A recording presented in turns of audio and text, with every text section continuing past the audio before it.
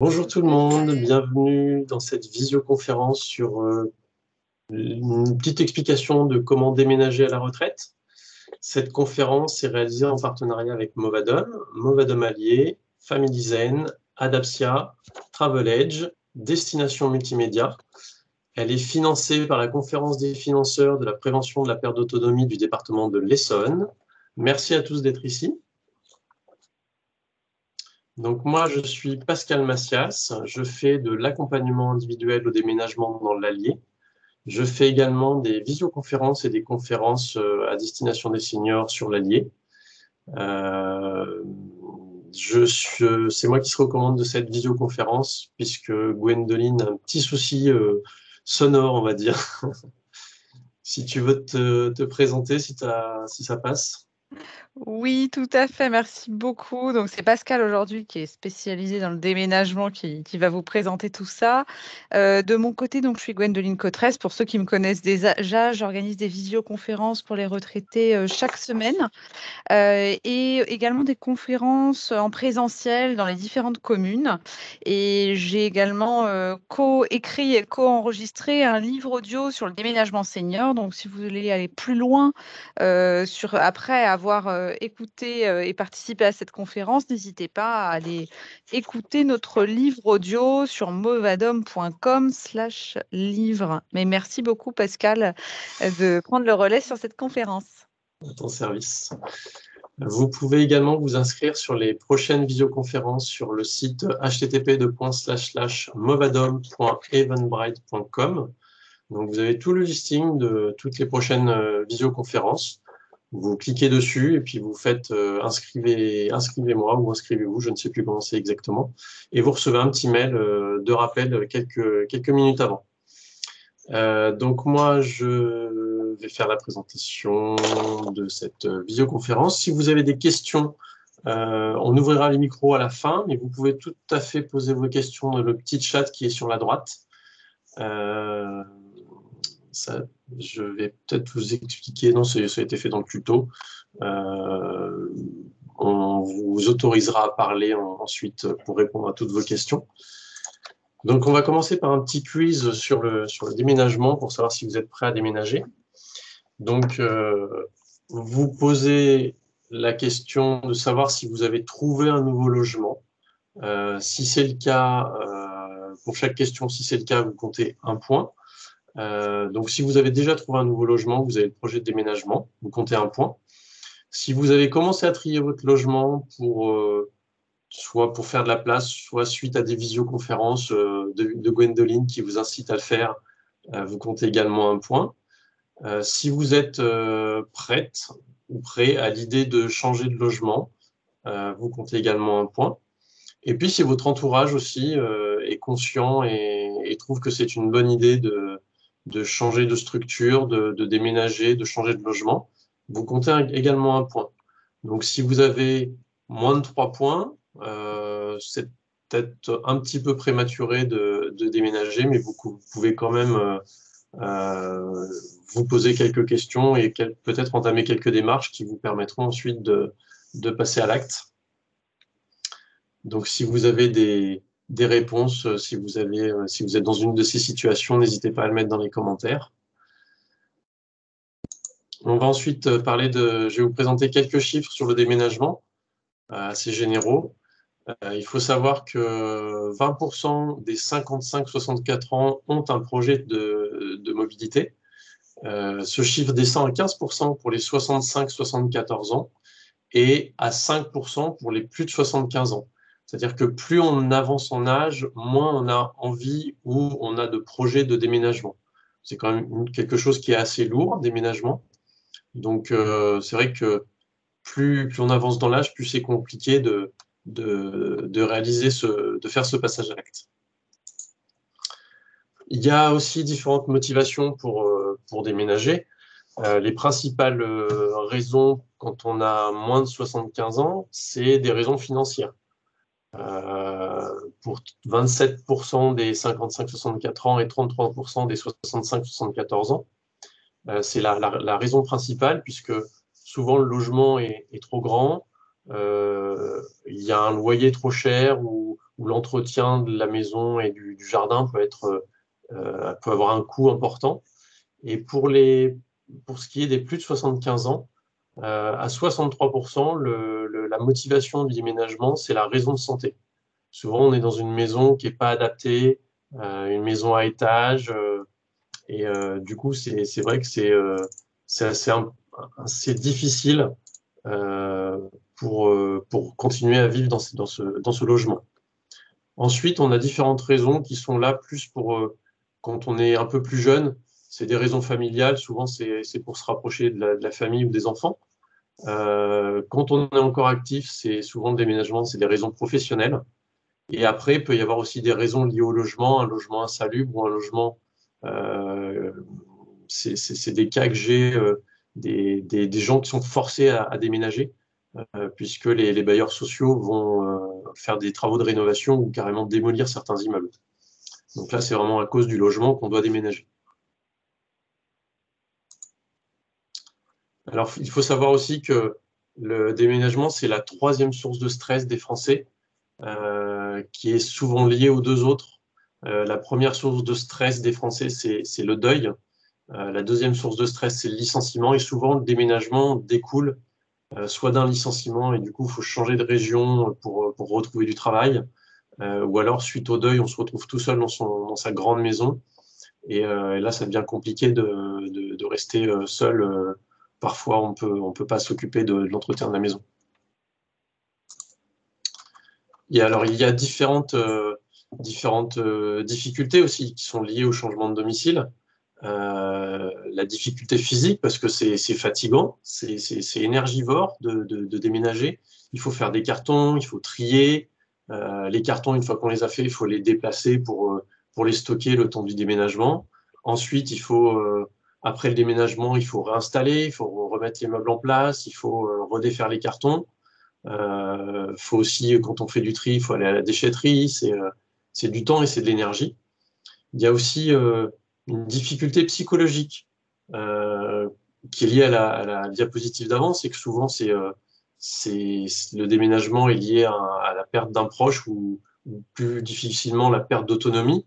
C'est-à-dire qu'on n'est plus en état de rester chez soi et du coup psychologiquement c'est compliqué d'envisager de changer de domicile. Et il y a aussi des contraintes environnementales, car alors on peut déménager dans le même quartier, mais on peut déménager beaucoup plus loin et se retrouver avec des nouvelles habitudes de vie, avec des nouvelles personnes autour de soi. Euh, une petite anecdote, c'était un client de Gwendoline qui est parti, qui habitait sur Paris Oh là là. et qui est parti dans le sud pour sa retraite et il s'est pas du tout fait à cette vie-là, à ces nouvelles façons de vivre et nouveaux habitants. Et il a redéménagé à nouveau ensuite pour retourner sur Paris. Je confirme, Pascal. C'est effectivement une personne qui s'est pas sentie bien dans son nouvel environnement, en fait, hein. Et c'est vrai que c'est ça qui est difficile, c'est que parfois, on a une vision qui est un peu idéalisée du nouveau lieu de vie et qui n'est pas forcément la réalité. Oui, il y a aussi pas mal de reportages sur des retraités qui vont passer leur retraite au Portugal parce que là-bas, Mm. tout est idyllique, tout est mieux. Et puis, au bout d'un certain temps, ben, il n'y a plus la famille, il y a plus les amis et ils reviennent en France. Ouais, tout à fait. C'est vrai que la retraite à l'étranger, ça fait rêver, mais là, on l'a vu avec notamment le confinement et la crise sanitaire, ça peut être quand même une vraie question à Tout se à fait. poser. Ouais, ouais. Alors, maintenant, on va parler de pourquoi et quand, surtout quand changer de domicile. Alors, je vais vous passer un petit extrait d'un reportage qui s'appelle J'y suis, j'y reste, qui a été réalisé par Leroy Merlin sur des gens qui ont déménagé ou qui ont des problématiques pour rester chez eux. Et c'est juste la petite bande-annonce. Je, je reviens tout de suite, je vous passe ça. Voilà. J'ai oublié de mettre le son. Tac. Là, voilà.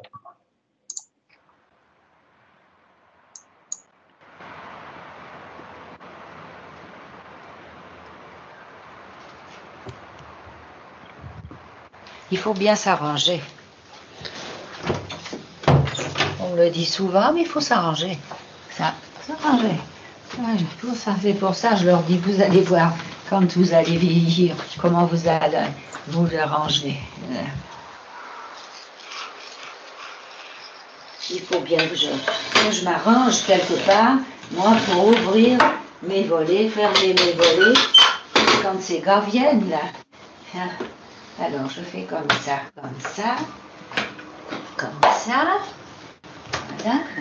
J'ouvre là, j'ouvre la fenêtre, je me mets là-dedans et je prends le rideau, le volet. Vous voyez? C'est cette chose d'être tout le temps toute seule, toute seule.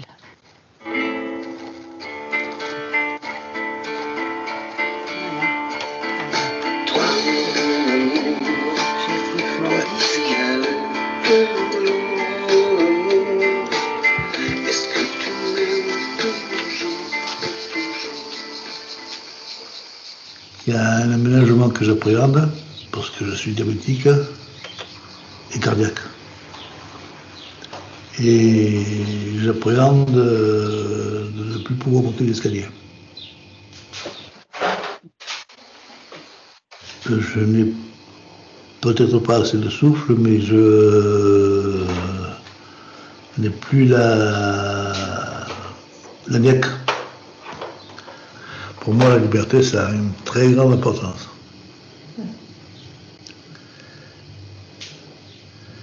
Je suis pas comme un oiseau, mais je tiens ma liberté.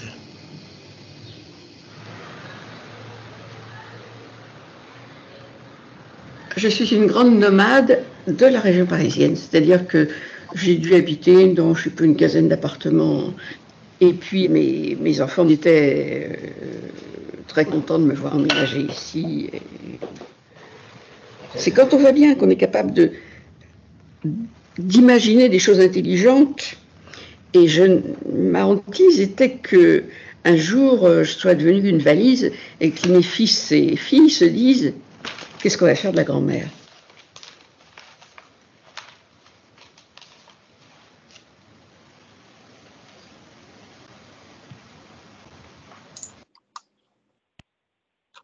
Voilà, donc là, vous avez vu la bande-annonce d'un reportage que vous pourrez retrouver sur Internet, qui nous présente 3 portraits de seniors, 2 qui sont bien là où ils sont ou qui n'ont pas le choix, et le 3e qui est plutôt mobile, qui a été plutôt mobile et qui se rend compte de ce qu'il faut faire pour éviter d'être une charge pour ses enfants derrière.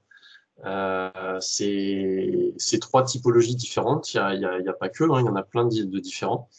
Ce qu'il faut savoir, c'est est-ce qu'il faut rester chez soi à tout prix? Donc c'est ce que fait un peu la dame, elle se contente de ce qu'elle a. Il faut voir si un logement adapté pour rester plus longtemps ne serait pas intéressant. C'est le cas de la deuxième personne, du monsieur, qui, le jour où il peut plus monter ses escaliers, comment est-ce qu'il va faire? Il va rester enfermé chez lui. Et puis, il faut anticiper ses besoins. Donc, c'est le cas de la 3e dame qui a été très, très mobile. Donc, du coup, c'est vrai qu'il y a une attache qui est moins importante à l'immobilier. Mais elle a anticipé sa perte d'autonomie ou sa fin de vie.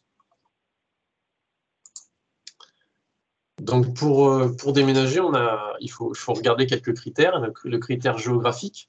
Est-ce que vous voulez rester dans le même quartier, dans la même ville, dans la même région, ou est-ce que vous voulez partir carrément à l'autre bout de la France, voire à l'étranger? C'est des choses qu'il faut savoir analyser. Il y a des critères environnementaux. Est-ce qu'autour de soi, il y aura des médecins, des transports, des commerces, plutôt que d'aller se mettre dans une petite maison de plein pied au milieu de la campagne, sans médecin, sans bus, sans petite supérette à moins de 15 km. Faut penser à tout ça. Le critère du logement. Est-ce que vous voulez un grand logement, un petit logement? Ça, c'est des choses qu'il faut regarder. quelle est votre autonomie et quelle sera votre autonomie dans le futur. Est-ce que vous avez besoin de soins? Est-ce que vous avez besoin d'aide à domicile? Tout ça, faut voir. Et puis l'aspect financier, évidemment, qui est quand même très, très important, puisque ça va déterminer le lieu et le type de logement que vous allez choisir par la suite.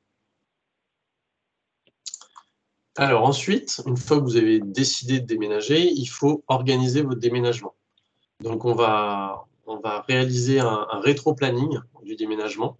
Donc 6 mois avant, il faut commencer à trier et puis il faut chercher son logement, voire trouver son logement. Une fois que vous avez trouvé votre logement à 6 mois, vous pouvez, vous savez l'espace que vous allez avoir, donc il faut commencer à trier pour dire actuellement j'ai 6 pièces et je vais aller dans un 3 pièces.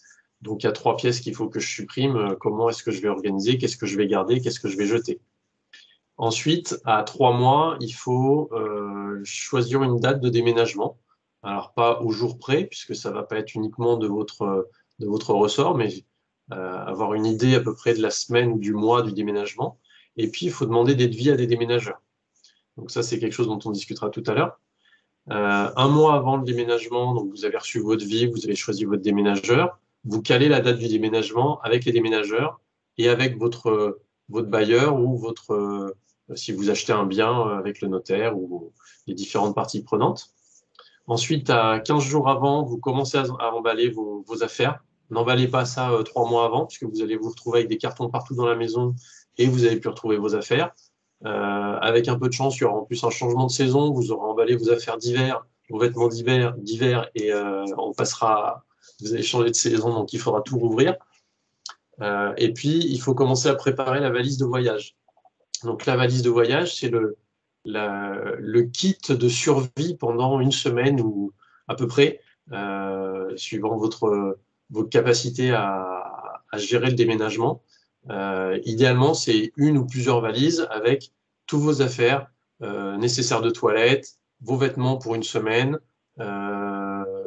un petit carton aussi avec de quoi manger, assiette, couvert, fourchette, verre, un minimum de vaisselle aussi pour arriver à faire à manger si on n'a pas le temps de sortir tous les cartons. L'idée, c'est d'être autonome sans avoir besoin de déballer tous les cartons dans les 2 jours après le déménagement. Ensuite, le jour du déménagement, il faut gérer l'équipe de déménageurs. Souvent, il y a un chef d'équipe, mais ils sont là pour vous obéir et pour charger le camion et réinstaller comme vous le souhaitez. Donc, il faut arriver à gérer le personnel pour leur expliquer que tel mobilier, il va dans telle pièce à destination et également où vont les différents cartons. Et il faut aussi signer la lettre de voiture. Donc, c'est quelque chose qu'on verra aussi tout à l'heure. C'est la responsabilité légale des déménageurs en cas de contrôle de gendarmerie ou de police. Ils doivent présenter la lettre de voiture comme quoi ils sont autorisés à faire ce déménagement et que ce n'est pas un vol de maison ou d'appartement. Et ensuite, dans les 15 jours suivants, vous déballez vos cartons tranquillement, au fur et à mesure, puisque comme vous avez préparé votre valise de voyage en amont, vous n'êtes pas stressé à retrouver toutes les affaires tout de suite. Donc ensuite, il faut faire des démarches administratives, puisque quand on déménage, on n'a plus la même adresse. Donc l'idéal, c'est avant le déménagement, il faut s'occuper de la résiliation du bail ou de la vente du logement pour que les agents immobiliers puissent faire leur travail. Il faut s'occuper de tout ce qui est contrat d'eau, d'électricité, de téléphone, d'assurance, et puis prévenir la famille, les amis, les médecins et toutes les personnes qui peuvent intervenir chez vous, donc l'aide à domicile ou femme de ménage. Et puis, une petite astuce aussi, c'est prévenir la Poste. La Poste fait des redirections de courrier. Alors, ils appellent ça des réexpéditions définitives. Vous pouvez choisir 6 mois ou 1 an de redirection. En fait, c'est pendant cette période-là, ils impriment tous les courriers qui doivent arriver chez vous. Ils impriment une petite étiquette ou directement sur l'enveloppe avec votre nouvelle adresse et ça redirige votre courrier à votre nouveau domicile. En revanche, au bout de 6 mois, si vous recevez encore du courrier à votre ancienne adresse, la poste ne fera plus le boulot et le courrier retournera à votre ancienne adresse.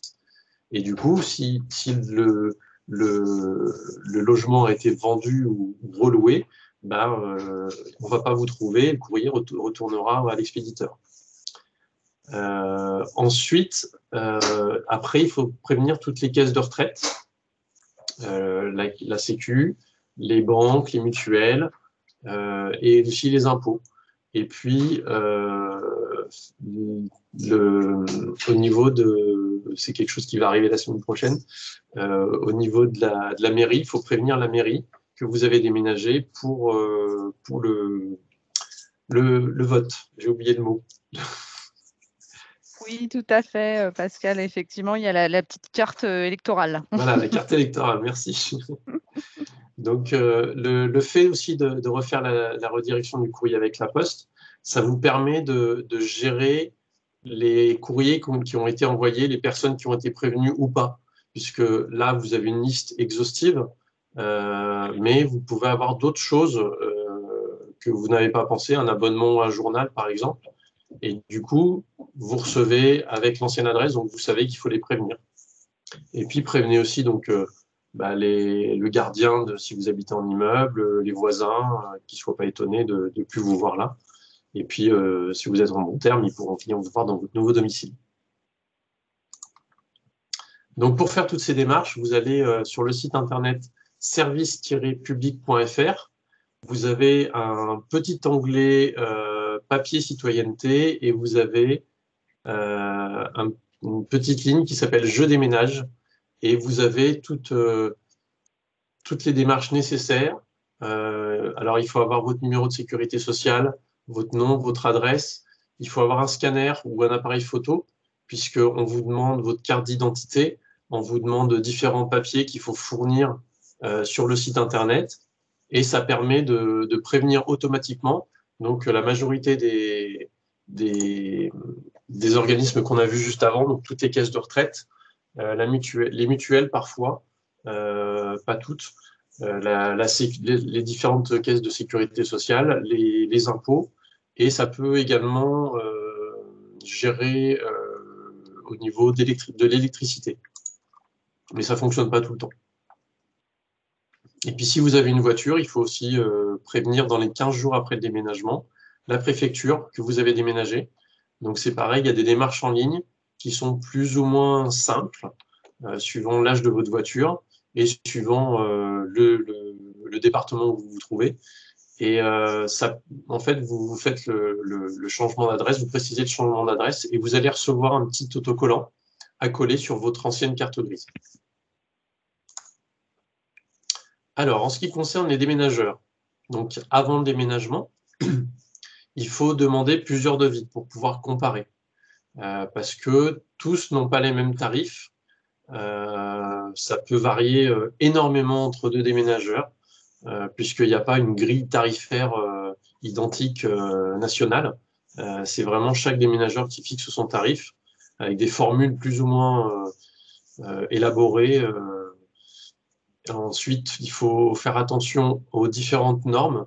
Donc, vous avez la norme AFNOR NF Service et vous avez une norme aussi de déménageur spécialisé qui est donnée par un organisme plus ou moins indépendant.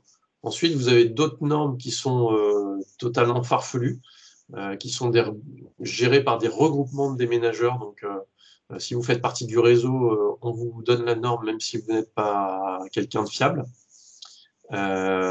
Ensuite, vous connaissez peut-être des gens qui ont déménagé, et ça, c'est le moyen le plus efficace, c'est le bouche à oreille.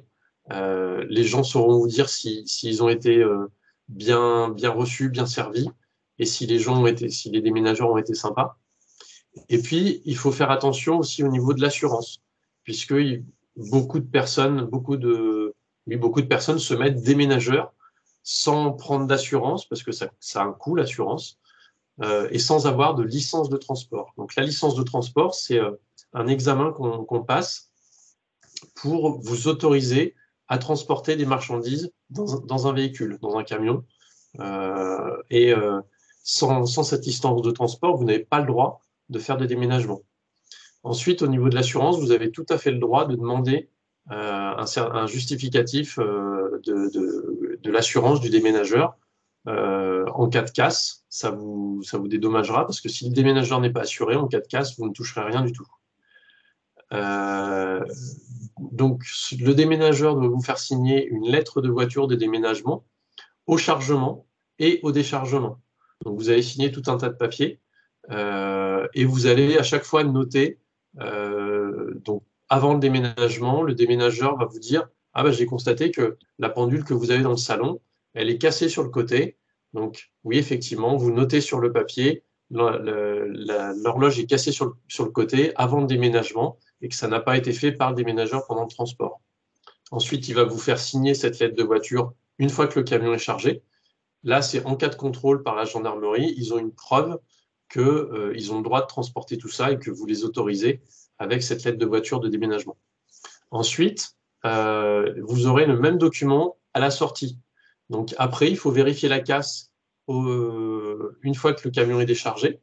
Et puis, si vous constatez qu'il y a des cartons qui font un drôle de bruit ou qui ont des côtés un petit peu abîmés, vous le signalez sur la lettre de voiture ou vous ouvrez le carton directement et vous notez tout ce qui est abîmé. Et ensuite, vous avez 10 jours pour faire un recommandé à l'entreprise de déménagement pour leur signaler ce que vous avez déjà signalé dans la lettre de voiture pour qu'ils fassent marcher leur assurance et qu'ils puissent ensuite vous rembourser. Si vous ne faites pas ce recommandé sous les 10 jours, ils n'ont aucune obligation de vous rembourser les dégâts. Alors, un déménagement, ça a un coût, donc je vous disais, ça peut varier de 400 € à plus de 3000 €. Tout dépend en fait du volume du camion, du volume à déménager, puisque en fait, les déménageurs vont avoir différentes tailles de camions, et puis du kilométrage aussi, puisque si vous allez devoir traverser la France, le temps que les déménageurs vont être dans le camion, vous allez les payer, et le temps de retour aussi, certaines fois, il est calculé dans le coût du déménagement. Donc vous avez 3 formules généralement qui ont des noms plus ou moins différents suivant les déménageurs. Vous avez une formule économique où les déménageurs prennent ce que vous leur donnez, mettent dans le camion et déchargent le camion à l'arrivée. C'est vous qui faites les cartons, c'est vous éventuellement qui démontez les meubles. Là, il faut vraiment le minimum, et c'est juste la partie transport qui est assurée. Ensuite, vous avez le déménagement standard, où là, c'est la formule la plus classique. Là, c'est eux qui emballent généralement tout ce qui est fragile, avec des valises ou des caisses spéciales de protection, et c'est eux qui démontent aussi le mobilier et qui remontent le mobilier par la suite. Et ensuite, vous avez la formule clé en main, où là, vous n'avez rien à faire. Là, c'est le grand luxe. Ils prennent tout, ils emballent tout dans des cartons. Et par contre, derrière, vous déballez les cartons. Je ne connais pas de déménageur qui réinstalle tous les cartons entièrement. Ou alors, après, ça a un coût phénoménal. Sachez qu'avec cette formule-là, vous allez passer du temps à retrouver vos affaires, puisque ils vont prendre les affaires au fur et à mesure des meubles, les mettre dans des cartons, et si vous ne les surveillez pas, ils ne vont pas forcément indiquer sur chaque carton ce que le carton contient et dans quelle pièce il était. Je l'ai vécu en travaillant avec des déménageurs. Des fois, c'est très compliqué de pouvoir retrouver les affaires par la suite. D'où l'idée aussi de la valise de voyage dans ces cas-là. Alors, il faut savoir que lorsque vous faites un déménagement, vous avez droit à des aides financières. Vous pouvez demander à vos caisses de retraite. Les communes aussi, des fois, participent aux frais de déménagement, et les assurances aussi. Tous les organismes qui vous donnent de l'argent ou auxquels vous cotisez peuvent éventuellement avoir des aides, et c'est vraiment très, très localisé.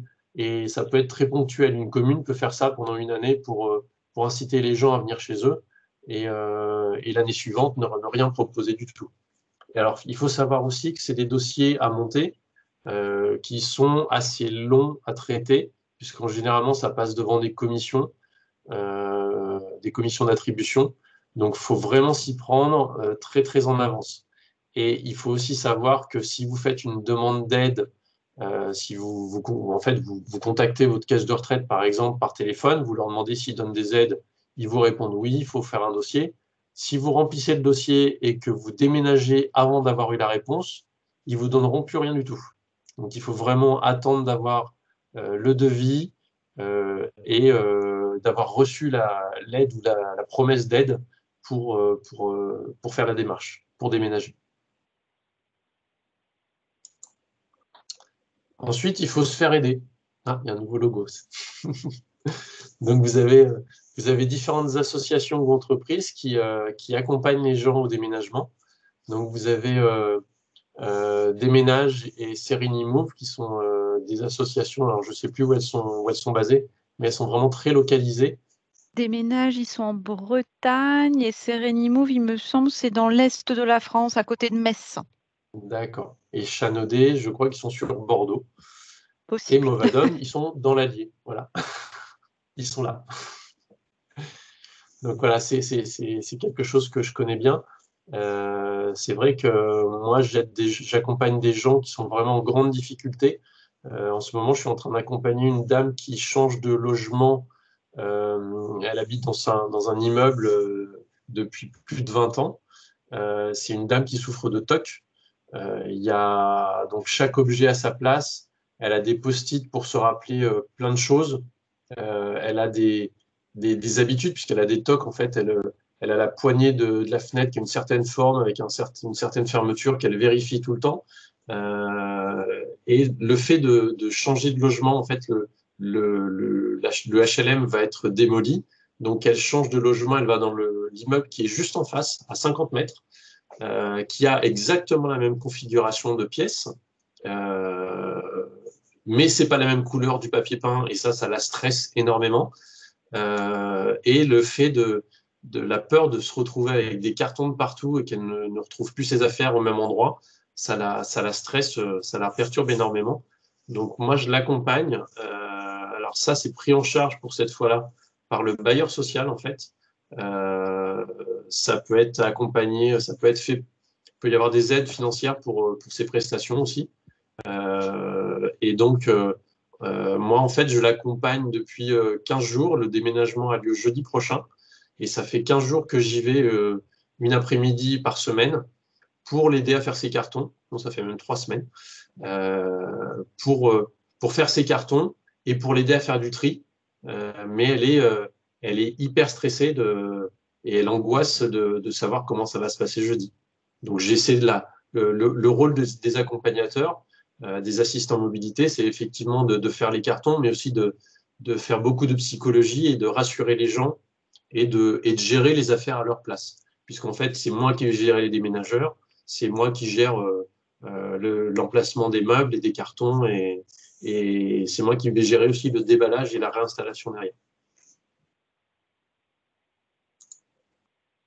Chose qui peut être fait peut-être en famille aussi, si on n'a pas de structure Oui, localement qui peuvent effectivement, aider. c'est quelque chose que j'ai oublié. Oh non, c'est juste une idée de se dire si des personnes n'ont pas soit les ressources, soit l'opportunité, effectivement. Ouais, là, effectivement, si les enfants peuvent aider, la famille peut aussi aider. Des amis, vous pouvez demander à des amis.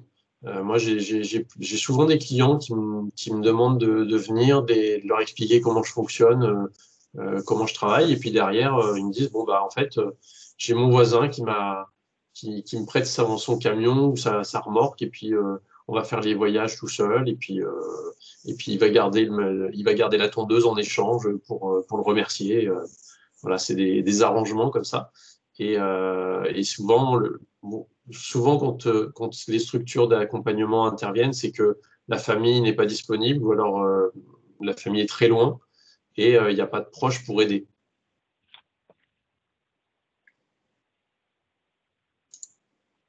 Donc pour conclure, il faut déménager quand on se sent prêt, mais surtout pas trop tard. Moi, j'interviens souvent dans des résidences seniors. J'accompagne des gens à aller dans des résidences seniors. Et notamment, ma première cliente depuis 6 ans, je la vois presque toutes les semaines. C'est devenu une amie et elle est ravie de se retrouver dans ce nouveau logement. Elle habitait dans une grande maison avec un jardin. Elle était fatiguée d'entretenir son jardin. Elle était stressée de savoir quand il y avait des orages, est-ce que ça allait pas abîmer sa toiture, est-ce que ça allait pas casser un arbre, est-ce que ça allait pas engendrer des frais supplémentaires.